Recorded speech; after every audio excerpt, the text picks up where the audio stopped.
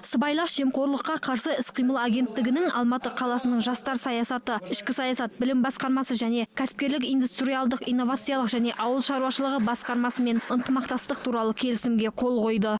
Білім басқармасымен сыбайлас жемқорлыққа қарсы іс-қимылдағы ынтымақтастық туралы келісімге қол қою рәсімі. Бұл келісім алдағы уақытта агенттіктің жұмысын жеңілдетіп, бірлесе жұмыс істеуге мүмкіндік береді дейді агенттік басшысы.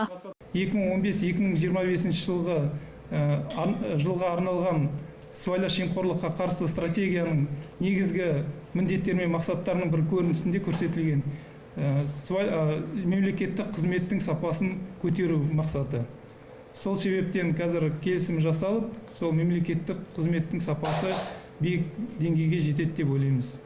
Айта кету керек, бұған дейін оқу орындарында сыбайлас жемқорлыққа қарсы іс-қимыл пәнін енгізу ұсынылған болатын. Ал қалалық білім басқармасы жемқорлықпен күрес және оны пән ретінде енгізу туралы толық ештеңке айта алмады. Бізде бүгінгі күнде құқықтық пән оқытылып жатыр ғой.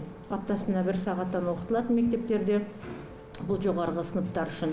Сондықтан бұл пәннің бұдан да ары қарай кішкене тереңірек оқытылуына міндетті түрде тек қана біздің тарапымыздан ғана емес, жалпы министрліктің тарапынан да ылғи да көңіл бөлініп отырылады.